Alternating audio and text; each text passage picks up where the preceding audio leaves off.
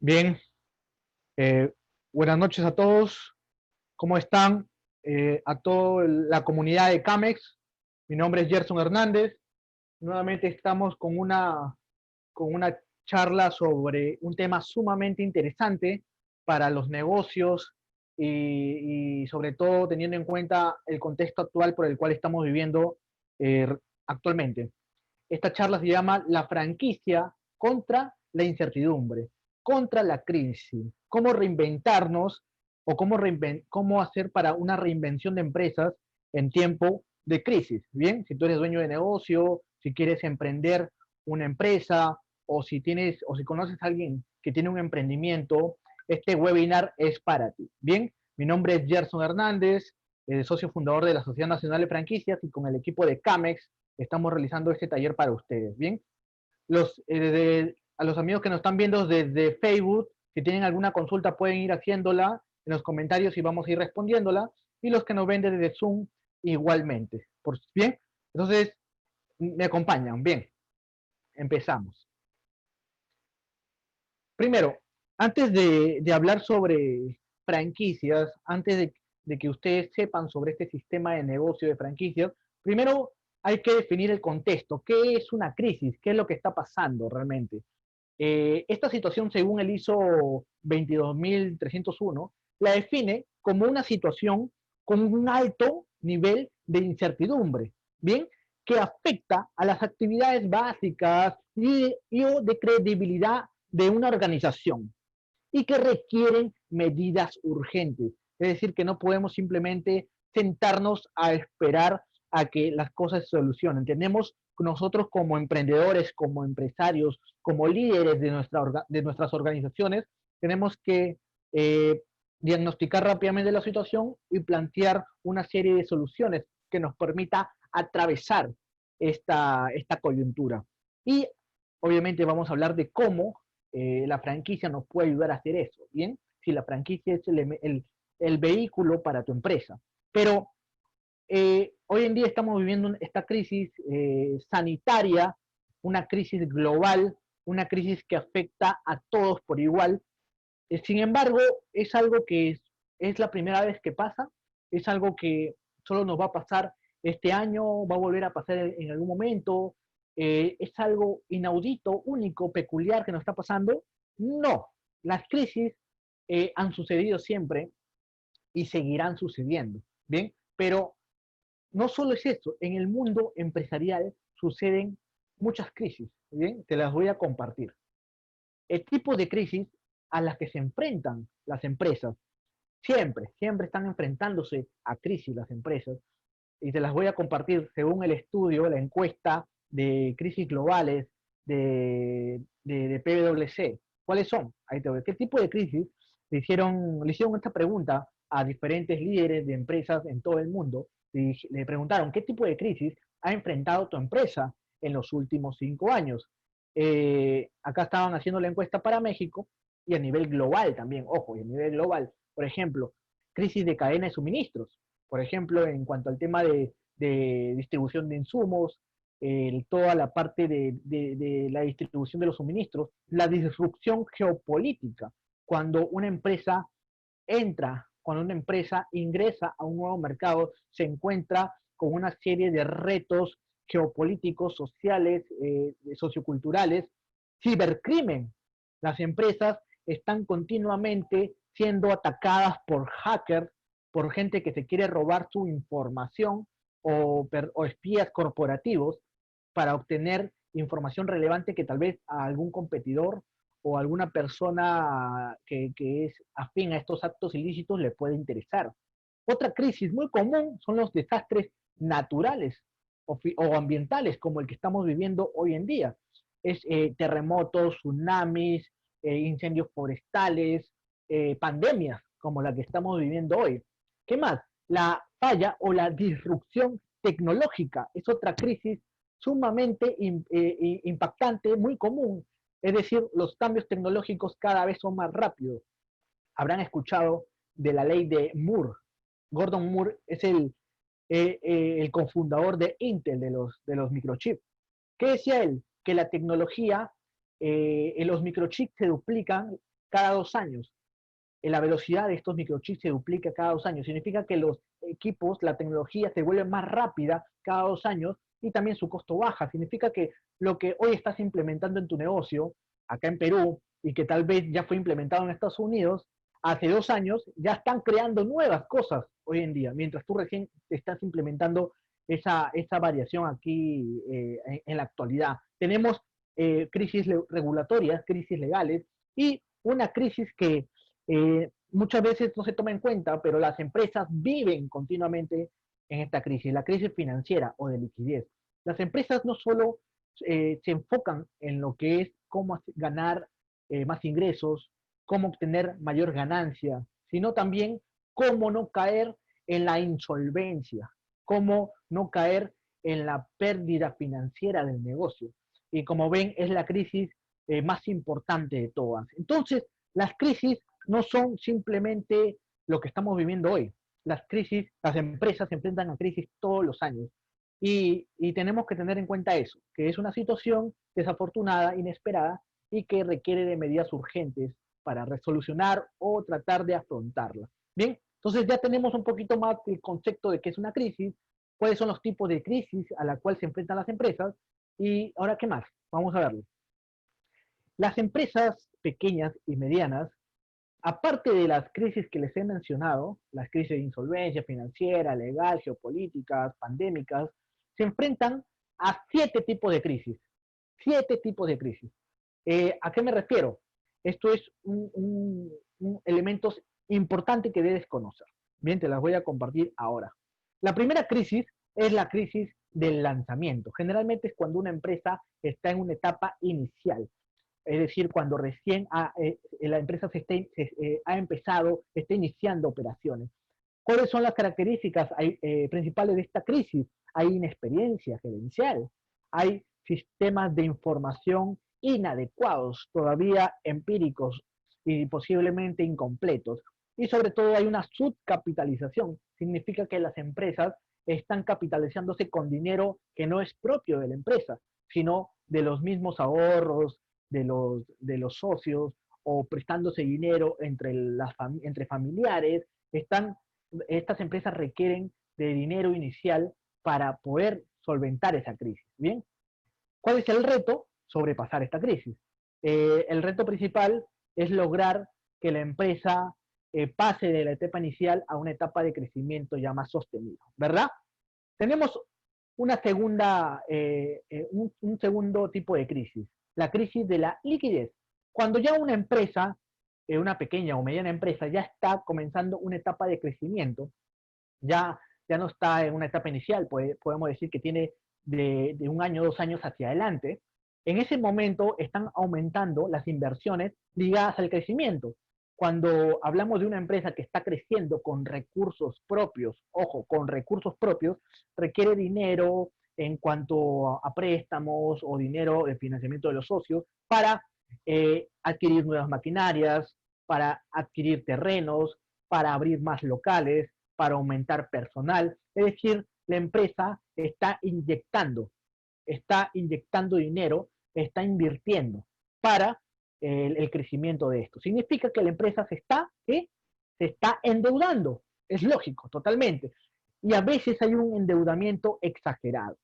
Es la verdad, muchas empresas que prestan dinero ven que hay un crecimiento importante en cuanto a las operaciones, pero por otro lado se están llenando de deudas. Y eso significa que hay una confusión, o podría ser una poca planificación en la tesorería de la empresa. Bien, en este momento las empresas necesitan asesorarse, necesitan gestionar una buena gestión de su flujo de caja, y también revisar los niveles de deuda que tienen. Bien, vamos a continuar. ¿Qué otra crisis hay?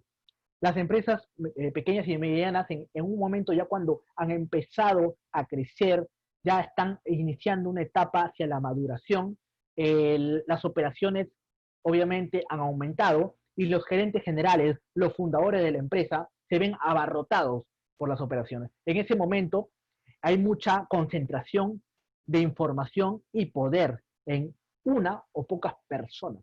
Significa que una persona es la que concentra todas las operaciones, son generalmente esos empresarios que son todistas.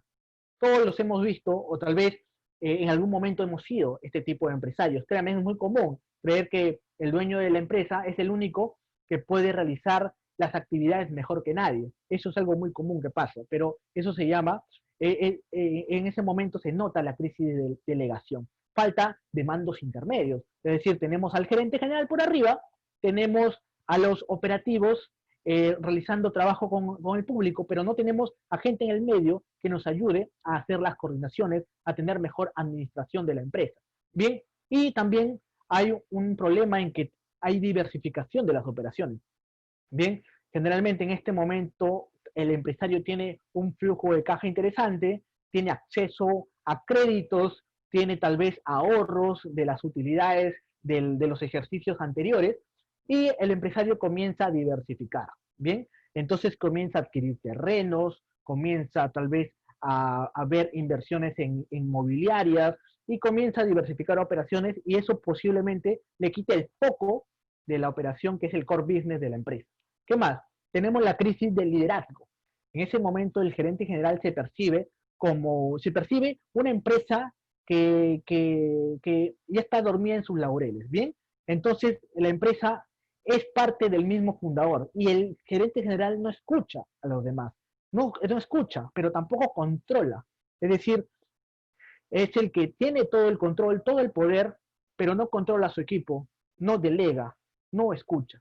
Entonces hay una crisis de liderazgo. En las empresas familiares esto es muy común verlo cuando el fundador no quiere dar un paso al costado para que la siguiente generación tome la posta, tome lo que llamamos el timón del barco, el relevo generacional del liderazgo. Otra crisis por la cual pasan estos negocios es la del financiamiento. Cuando ya tenemos una empresa que ha logrado ceder el liderazgo y empieza a expandirse, generalmente hablamos de una expansión nacional o una internacionalización, hay una expansión rápida de la empresa, hay límites de crédito de los proveedores, generalmente los proveedores con cuales iniciamos, y si estos proveedores no han crecido con nosotros al mismo nivel, en algún momento estos proveedores no nos van a poder apoyar a seguir creciendo. Y también hay límites de crédito bancario.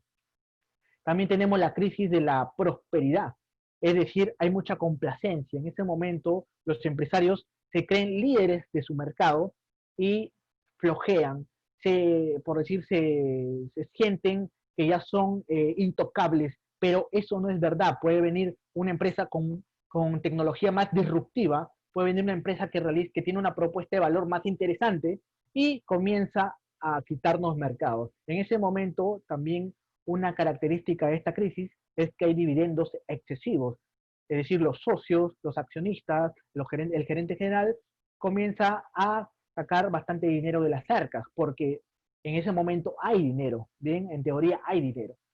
Y por último, tenemos la crisis de la continuidad. Esto es muy común cuando no hay un proceso de sucesión ordenado en la empresa. Generalmente hay divergencia entre los accionistas, diferentes formas de pensar. También hay una defunción del gerente general. Puede ser que esté perdiendo ya la práctica, que su edad no le permita tener las habilidades concretas para afrontar los retos del futuro. También hay el tema de la sucesión que ya les he mencionado y la desvanecencia del equipo gerencial. Cuando no hay una sucesión, no solo en el líder, sino en su equipo, generan esta crisis. Bien, entonces estas son 7 crisis por la cual pasan las pequeñas y las medianas empresas, aparte de las otras crisis que pasan en sí las empresas en general. Entonces, las crisis son algo común, que todas las empresas pasan, todas las empresas les ha sucedido y les seguirá sucediendo. Entonces, ¿qué hacemos? ¿Nos ponemos a llorar ante esta situación? No, nos preparamos, estudiamos, buscamos conocimiento y sobre todo este conocimiento tenemos que aplicarlo en nuestros negocios, en nuestras empresas y emprendimientos. ¿Bien? Vamos a continuar. Ahora, algo que es algo muy interesante, esta frase, que dice que las empresas no se mueren de anemia, se mueren de anemia, no de infarto. A veces cuando escuchamos casos de grandes empresas y de grandes fracasos empresariales, vemos como tal vez una noticia impactante o un error muy, muy crítico hizo que la empresa de la noche a la mañana fracase. pero eso obviamente son casos excepcionales. En la mayoría de empresas no se mueren de un infarto, o sea, no se mueren de la noche a la mañana. Las empresas se van muriendo de poco en poco, se van muriendo de anemia. ¿Y qué trato de decir con esta frase? Ahorita te lo voy a comentar, pero más o menos para que te hagas una idea, vamos a decir. Ahora, las crisis de insolvencia es producto de tres fases de deterioro que atraviesan las empresas. Son tres fases.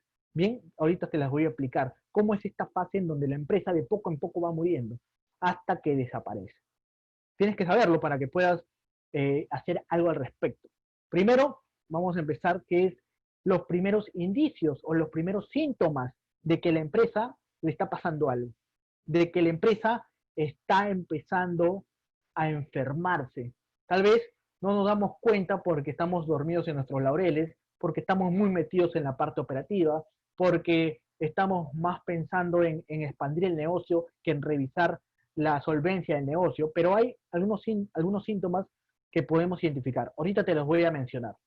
Después, estos síntomas se comienzan a potenciar, a intensificar, a volverse más grandes, más fuertes, con un nivel mucho de mayor intensidad. Estos problemas ya se hacen notar. Y por último tenemos la tercera fase, que es una gestión de la supervivencia. Prácticamente ahí el negocio está pasando por una crisis real en la que todos ya saben que el negocio, si no hace algo, desaparece totalmente. Ahora, te voy a explicar cada uno de estos puntos para que lo tengas en cuenta. ¿Qué significa primeros indicios? Gerson, me dirás, ¿qué es eso de los primeros indicios? Te lo comparto. Dos cosas. Primero, una reducción súbita de las ventas. Por ejemplo, imaginemos que tenemos un negocio que todos los meses vende de manera normal, por así decirlo, y comienza de manera inesperada a caer las ventas. De manera inesperada. Nosotros como dueños de los negocios vemos que llegan menos clientes, o vemos que el flujo de caja es menor, o nos damos cuenta que nos estamos quedando, ese es el segundo punto, con una acumulación de inventario. Generalmente esto se da cuando somos una empresa que vende productos, que comercializa, distribuye productos. Entonces, si estamos viendo que nos estamos sobreestoqueando de inventario cuando en el pasado este inventario, por ejemplo, daba vuelta en un mes, rotaba en un mes, y hoy en día 3 meses y todavía no rota. Estos son los pequeños indicios que tenemos que tomar en cuenta. Ahora, ¿qué significa que se intensifique? Significa que hay una caída de la producción así, pero súbita, ahora sí tremenda, se nota que comenzó a caer la producción, comenzó a caer los ingresos, hay pérdidas en el balance de la empresa. Nos damos cuenta que a fin de mes nos falta dinero, sobre todo para pagar alquileres, para pagar personal, para comprar insumos, nos falta dinero. Podemos ver que ha entrado tanto de ventas, pero nos falta dinero. Se están comenzando a intensificar el flujo de caja. Y por último tenemos a llegar a un descontrol del avance de este deterioro de la empresa. Entonces, como les mencioné, las empresas no se mueren de un infarto, se mueren de anemia, de poco a poco. Y generalmente tenemos pequeños indicios, pequeños síntomas, que si los dejamos pasar, van a crecer, se van a intensificar y posiblemente se van a llevar nuestra empresa. Ahora, para esquivar el golpe, tienes que saber por dónde vendrá, ¿verdad? Entonces, te comparto acá este era un estudio de Deloitte que hizo cuando empezó la cuarentena, cómo eran las posibilidades de accionar de la economía, de las empresas y también de la coyuntura actual en cuanto a nivel de infectados y todo, ¿no? O sea, tenemos la rápida contención, tenemos el año perdido y tenemos la economía de guerra. Lo que nos hemos dado cuenta es que el contagio por el coronavirus no ha parado. No ha parado, la economía estuvo cerrada 3 meses, se comenzó a reaperturar las actividades de poco en poco, pero los negocios no obtienen las mismas ventas que tenían antes. Las ventas han caído enormemente. Hay negocios que las ventas han caído solo un 20, un 30%, otros han caído 50%, otros que aún no logran ni siquiera el 20% de la venta que tenían antes de la pandemia. Entonces, la rápida contención, es decir, las ayudas del gobierno y la rápida reacción de las empresas, no lograron evitar las tensiones de liquidez.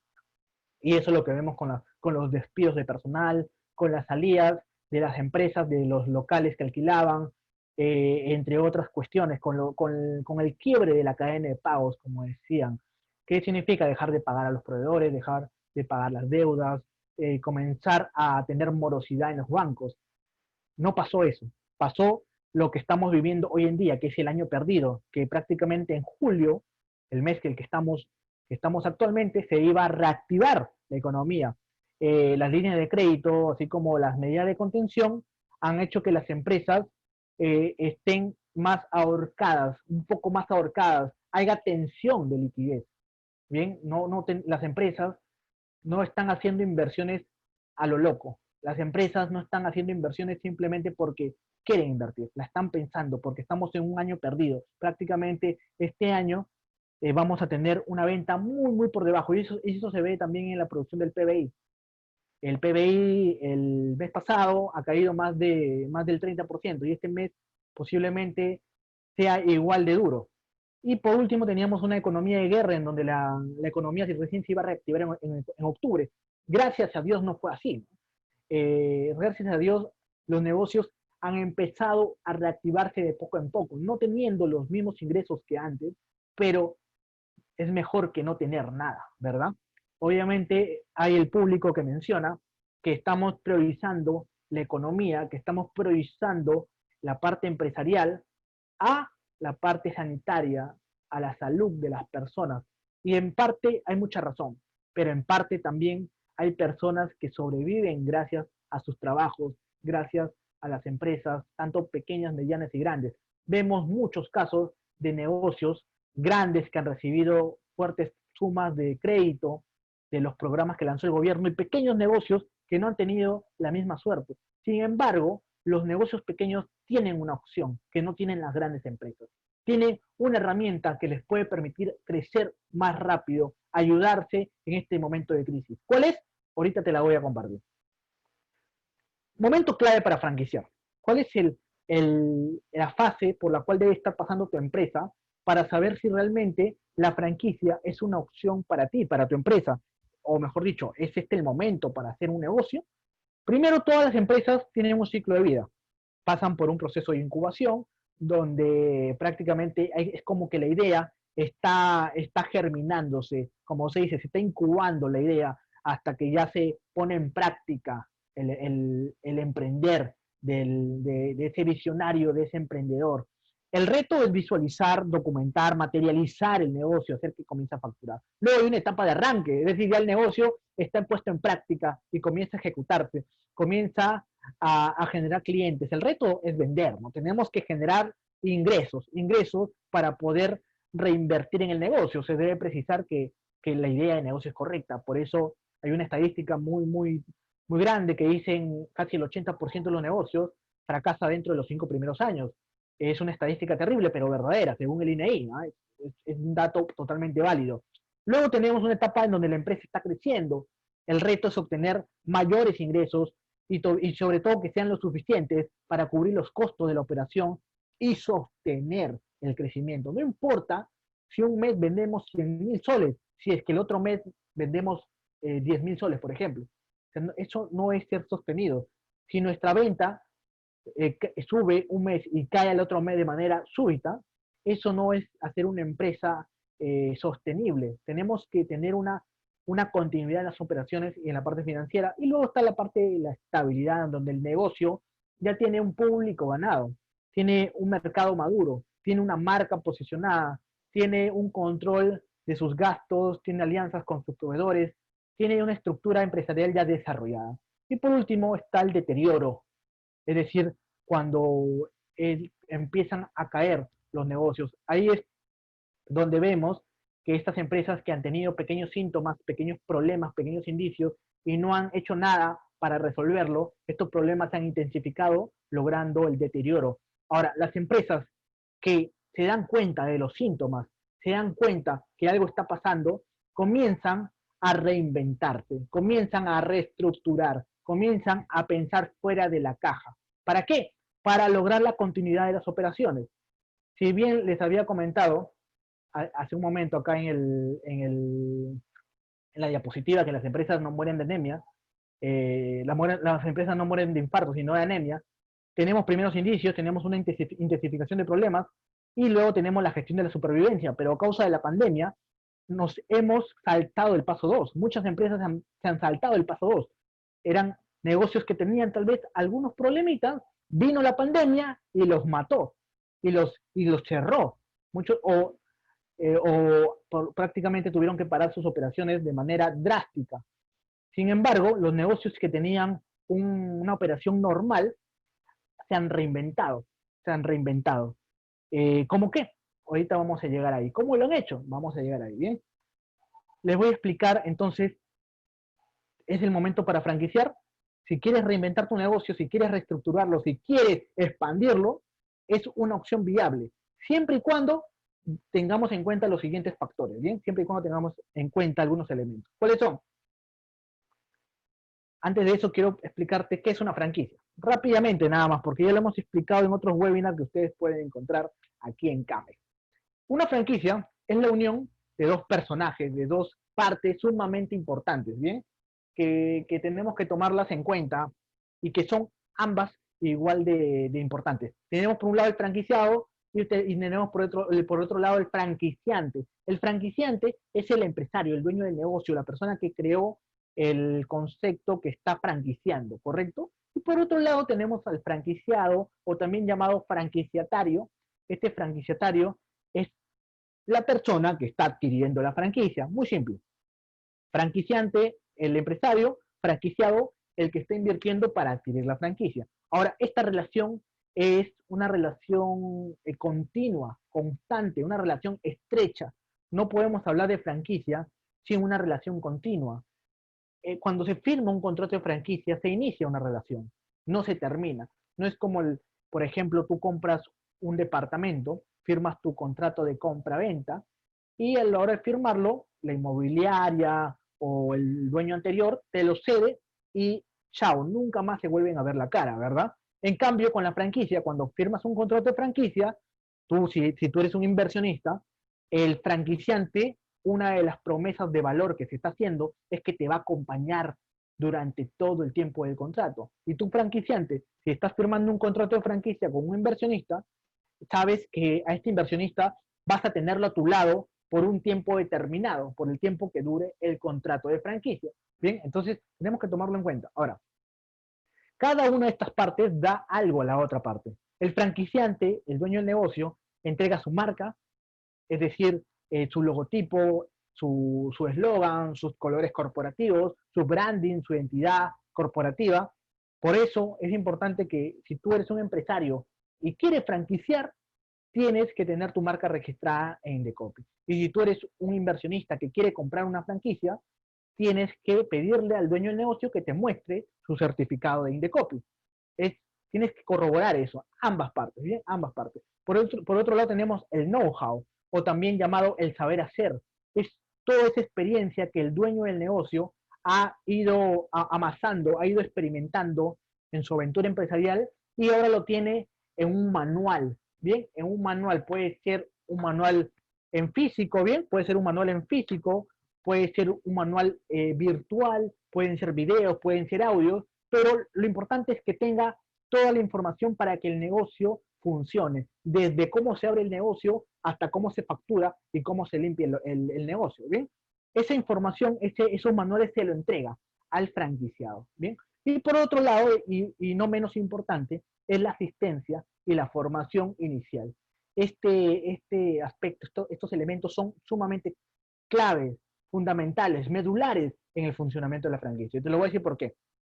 Y no solo por un tema cultural, ¿no? No solo porque en Perú los peruanos y en general las personas aquí en Perú no tengamos una cultura de lectura. Entonces, si tú le das un manual a una persona que tal vez no está acostumbrada a la lectura, se le va a hacer complicado, difícil aprender rápidamente. Sino también porque el franquiciante tiene que asegurarse de que el negocio que está poniendo el franquiciado sea igual, sea como una clonación de su negocio, sea una réplica desde, por ejemplo, el counter, la atención, los colores corporativos del negocio, el rótulo exterior de la marca, la vestimenta del personal, el software que usan, y un tema importante, si es un restaurante, la forma en cómo se elaboran los alimentos, el sabor de los alimentos. Si es, por ejemplo, una lavandería, el procedimiento de lavado, el procedimiento de secado tiene que ser uniforme.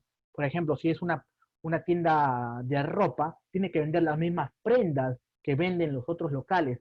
Entonces, para asegurarse de que eso suceda, el franquiciante tiene que asesorar, acompañar, estar con él, con el franquiciado, para que así sea la manera correcta de hacer el saber hacer, ¿bien? O sea, los manuales tienen que aplicarse a través de la asistencia y la capacitación. Por otro lado, tenemos al franquiciado, al inversionista, al que está comprando el negocio. Tú quieres invertir en una franquicia.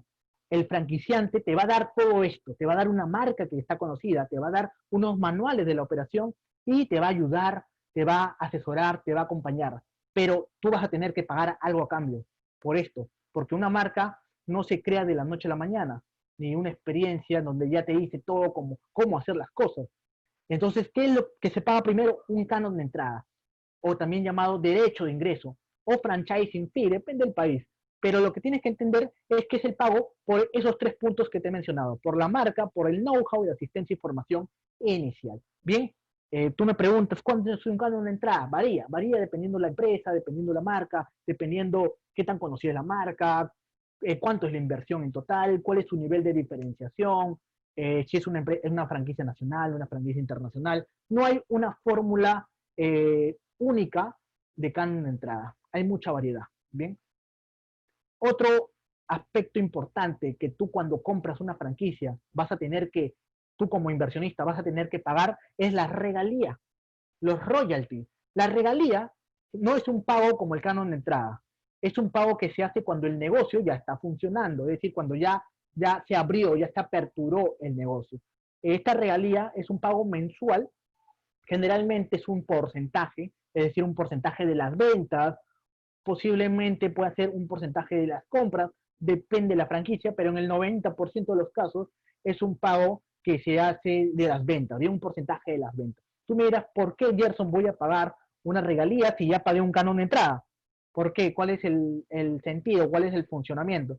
El tema es que tú pagas una regalía porque ese canon de entrada te fue para pagar la marca, el know-how y la asistencia, pero inicial, es decir, antes de aperturar el negocio.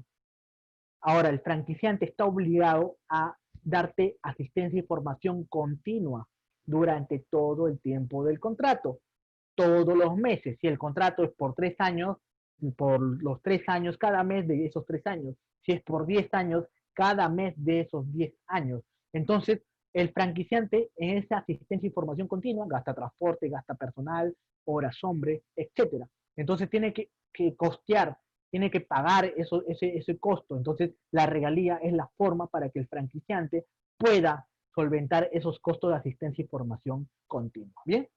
Y por último tenemos el fee de publicidad, que es muy parecido a la regalía, pero es un dinero que el franquiciante no se lo mete a su bolsillo, ¿correcto? La regalía sí es un ingreso para el franquiciante, pero el fee de publicidad no. Es un dinero que el franquiciante tiene que reinvertir. ¿Para qué? Para que haga acciones de marketing de toda la cadena, de toda la red de franquicias. Y hay otros pagos como venta de insumos, venta de equipos, por ejemplo, Empanadas Paulistas, esta marca que tiene puntos en diferentes centros comerciales en el Perú, ellos le venden la empanada a los franquiciados.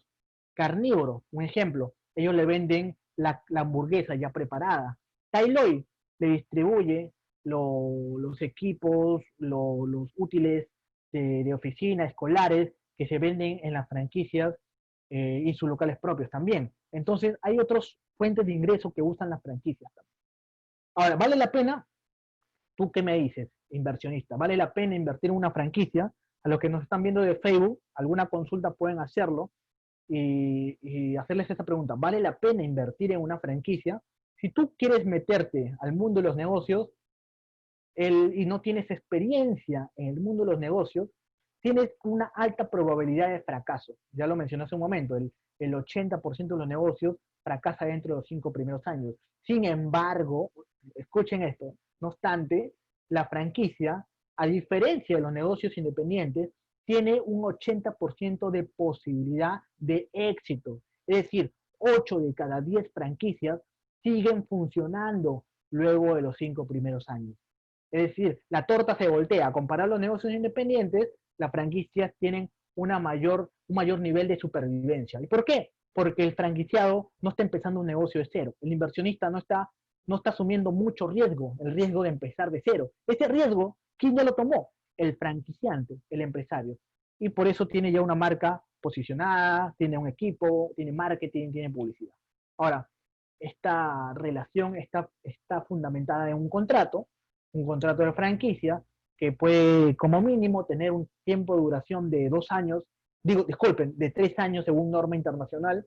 Aquí en el Perú las franquicias generalmente tienen un tiempo promedio de 5 años de contrato, pero hay franquicias que tienen 10 años, 15 años, 20 años o menos, ¿no? Entonces, no hay una fórmula, simplemente por norma internacional tiene que ser más de 3 años. Ahora, si ustedes me dicen cómo saber cuál es el tiempo correcto que debe tener un contrato de franquicia, mucho depende, o sea, esto es una fórmula empírica de acuerdo a la experiencia que vengo teniendo trabajando con cientos de franquicias, es que la forma más práctica es saber en cuánto tiempo recuperas la inversión, en cuánto tiempo recuperas el dinero que estás invirtiendo. Por ejemplo, si estás invirtiendo, solo un ejemplo, $100,000 y esta inversión, según tu estudio, lo vas a recuperar en 3 años. El contrato de franquicia que te está ofreciendo esta marca es de 3 años. ¿Invertirías? No, ¿verdad? Por lo menos, si yo estaría haciéndolo, pediría por lo menos de 5 a 7 años, como mínimo 7 años, ¿no? Para tener un tiempo de recuperación de mi dinero y tener también un tiempo para obtener beneficios. ¿Bien? No, en la franquicia, el franquiciante y el franquiciado no deben tener un desequilibrio económico. Ambos tienen que ganar. Es un win-to-win. Bien, vamos a continuar. Si tienen alguna consulta, la van realizando. Ahora, el franquiciado lo único que tiene que hacer cuando se mete a un modelo de franquicia es invertir. Eso es algo interesante para si tú eres un empresario, si tienes un negocio, porque tú ya no pones dinero para crecer. El que pone el dinero es el inversionista. El que abre, el que pone el dinero para abrir más locales es el franquiciado. El que paga el alquiler, el que paga los trámites municipales, el que paga para colocar los mobiliarios, los equipos, el capital de trabajo para contratar personal, la publicidad, todo para iniciar el negocio ya no sale de tu bolsillo si eres empresario, sale del bolsillo del franquiciado. ¿Eso está bien? Desde tu punto de vista como franquiciante está perfecto porque tu marca se expande con el dinero de un tercero. Y desde el punto de vista del franquiciado también, te vuelvo a decir, el franquiciado está iniciando un negocio. Y como está iniciando un negocio, tiene que empezar, tiene que invertir, pero ya no invierte arriesgándose de hacerlo desde cero. Ya está iniciando con un equipo, está iniciando con una marca. ¿Bien? Y por último, tenemos la capacitación y el control del franquiciado. ¿Cuáles son los beneficios, las ventajas de meterse al sistema de franquicias? Para el franquiciador, para el dueño de la franquicia, es que hay una rapidez en la expansión, ¿correcto? O sea, se empieza a crecer más rápido. Disculpen.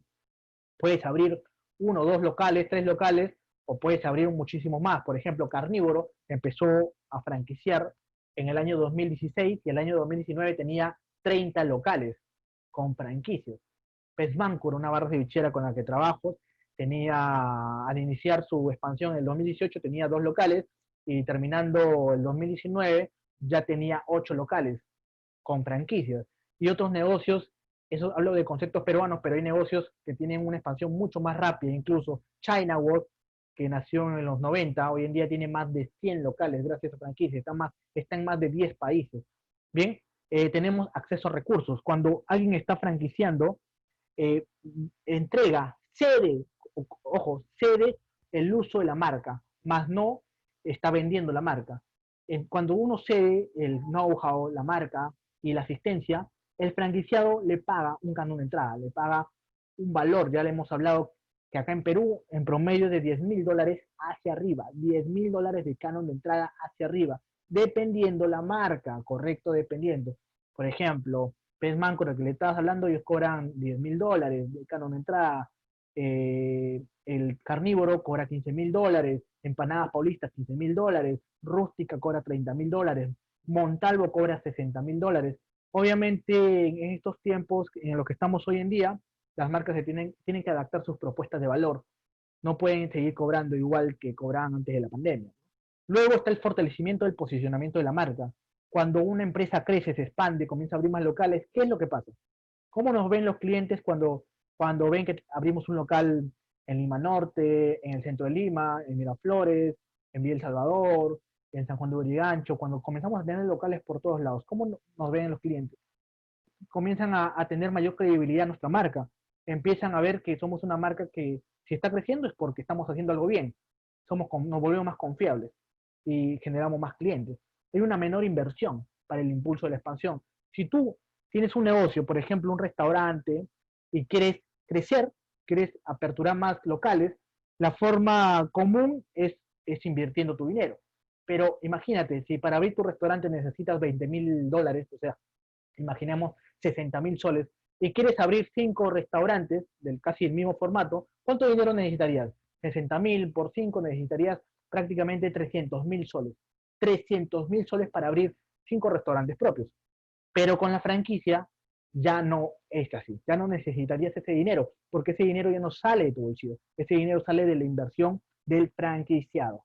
Bien, por el lado del franquiciado, ¿cuáles son las ventajas de meterse al sistema de franquicias? Primero que está adquiriendo un concepto probado, hay una menor curva de experiencia. Te doy un ejemplo, ¿no? Cuando estaba hablando con un empresario del rubro de pescados y mariscos, y me dijo que cuando inició su primer local se demoraron casi un año en lograr un punto de equilibrio y casi 2 en obtener unas ganancias interesantes, ¿no? Una rentabilidad interesante. Sin embargo, cuando abrimos su segunda franquicia, el primer mes que aperturó esa franquicia, obtuvo ganancias, obtuvo ingresos por encima de que lo que habían tenido otros locales del mismo dueño, y obtuvo desde el primer mes rentabilidad positiva. Es decir, que sus ingresos fueron mayores que los gastos el primer mes.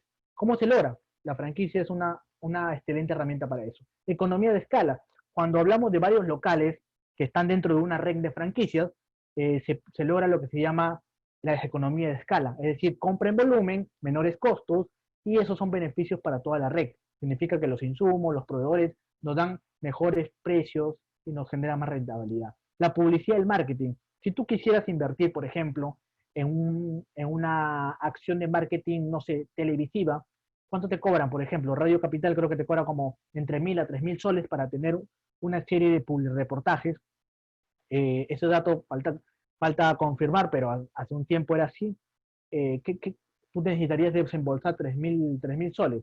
Pero si tienes una red de franquicias, imaginemos con 10 locales, y esos 10 locales, obviamente se habla de la campaña, el objetivo de la campaña, y deciden invertir todos juntos esos 3.000 soles. Es decir, por cabeza, ¿cuánto sale? 300 soles. Eso no, o sea, es mucho más accesible que invertir los 3.000 soles. Hay una economía también en las acciones de marketing. Y por último, la reducción de riesgo. Cuando uno se mete al sistema de franquicias, tu riesgo de fracasar se reduce. No se elimina, ojo, no desaparece el riesgo, pero sí se reduce bastante. Ahora, la franquicia como una estrategia de reinvención tiene 4 variantes que podríamos nosotros implementar. Tenemos por un lado la estrategia de fusión, la estrategia de asociación, la estrategia de conversión colmenativa, de transformación y medular. La estrategia de fusión significa que nosotros tenemos un negocio, por ejemplo, un salón de belleza, y que tenemos 2, 3 locales. Por otro lado, hay otro salón de belleza, conocemos a la dueña, al dueño, decidimos fusionarnos para crear un nuevo negocio. Bien, un nuevo negocio que pasó de tener 3 locales a tener 6 locales.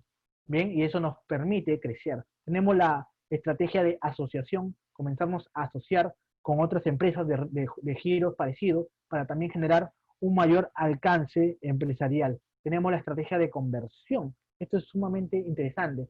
Por ejemplo, volviendo al tema del salón de belleza. Tengo un salón de belleza y un salón de belleza que tiene 1 o 2 locales. Tal vez no tengo una marca muy conocida, tengo un nivel de facturación promedio aceptable, pero no logro hacerlo crecer más, y se me aparece la oportunidad de adquirir la franquicia Montalvo. Entonces yo me convierto a esta marca, a la marca Montalvo, convierto mi salón de belleza que tenía una marca X a la marca Montalvo, y obviamente la marca me va a ayudar a generar una mayor facturación. El equipo de marketing que tiene Montalvo me va a ayudar a generar una mayor facturación. el nivel de producto, de servicio, de capacitación que tiene su gente, ¿no? Me va a ayudar a obtener mayores ventas. Tenemos la estrategia colmenativa, que es una estrategia tipo de marketing, en donde, por ejemplo, te doy un ejemplo, las cocinas ocultas. Este tipo de negocios, los dark kitchen, son negocios en donde hay negocios pequeños alrededor de una cocina central. Por ejemplo, hoy en día está de moda, justamente por la tendencia, no es una moda, más bien es una adaptación al entorno actual, los negocios delivery y para llevar. Por ejemplo, estamos trabajando con un negocio que se llama Papas Queen, y Papas Queen lo que está haciendo, que nació en Girón de la Unión, estamos creando un formato chiquito, pequeño, 20 metros cuadrados a menos, en donde solo sea para atención y para que el público pueda ir a recoger su producto o de ahí mismo hacer delivery. Entonces, en otro punto estamos haciendo una cocina central, que es como la abeja reina, por eso le decimos colmenativa, la cocina central, y desde ahí se va a producir todos estos alimentos que se van a entregar en los puntos pequeños donde solo hay atención que recojo.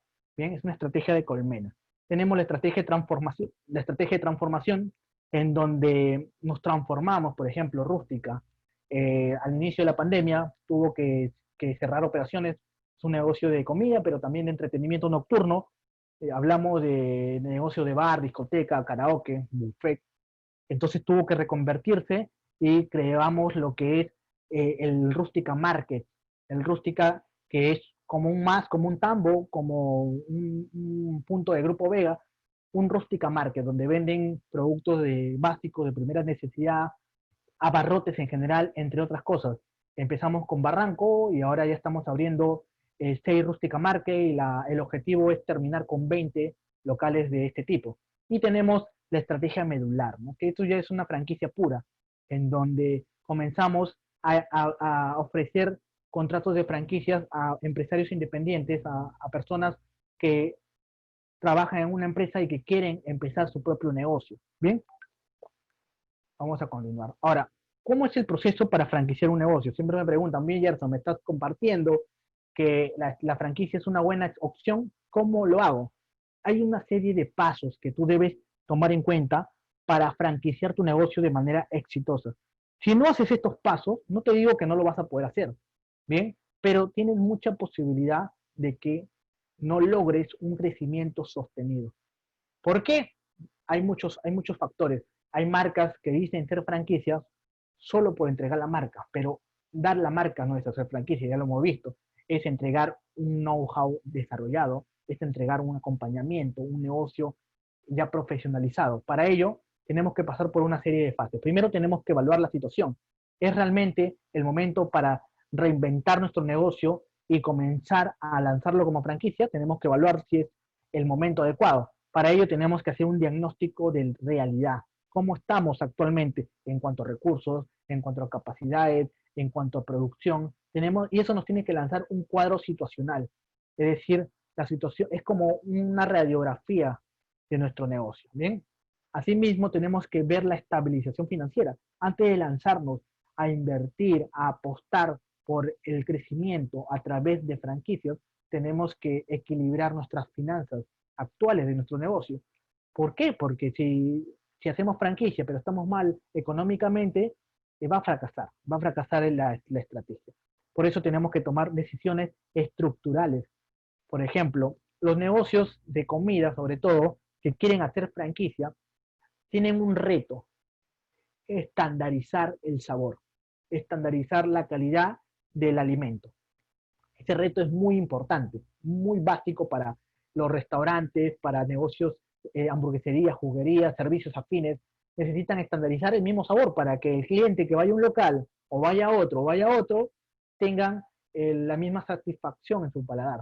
Para ello, si solo tenemos un solo local y no tenemos estandarizado en los productos de nuestro restaurante, lo que tenemos que hacer es invertir en una cocina central. Tenemos que invertir en un lugar donde vamos a realizar la producción, donde vamos a centralizar la elaboración de ciertos insumos, de ciertas salsas, de ciertos alimentos, que nos permitan estandarizar el producto en los diferentes locales que tenemos o en el futuro crecimiento de la franquicia. Tenemos que estabilizar nuestra proyección económica y financiera, nuestro nivel de deuda, y sobre todo proyectarnos.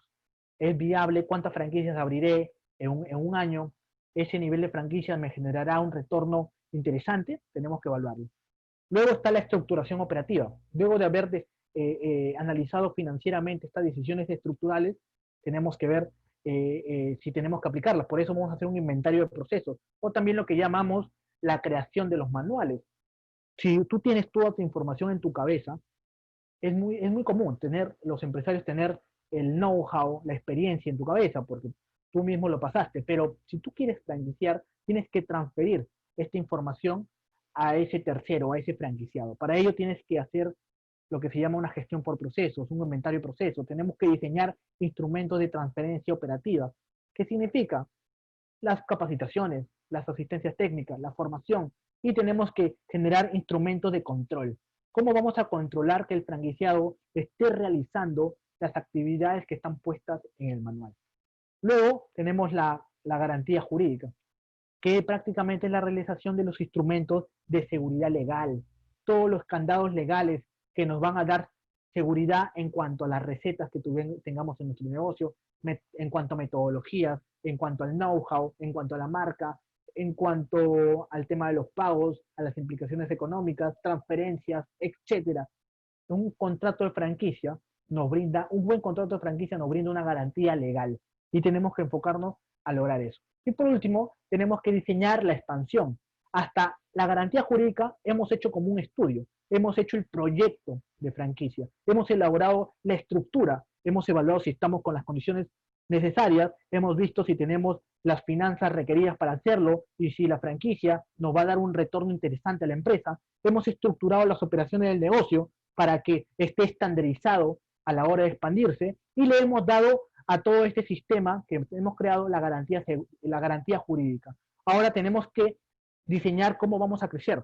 Para ello está la expansión. Tenemos que saber el perfil del inversionista, a quién le vamos a dar la franquicia.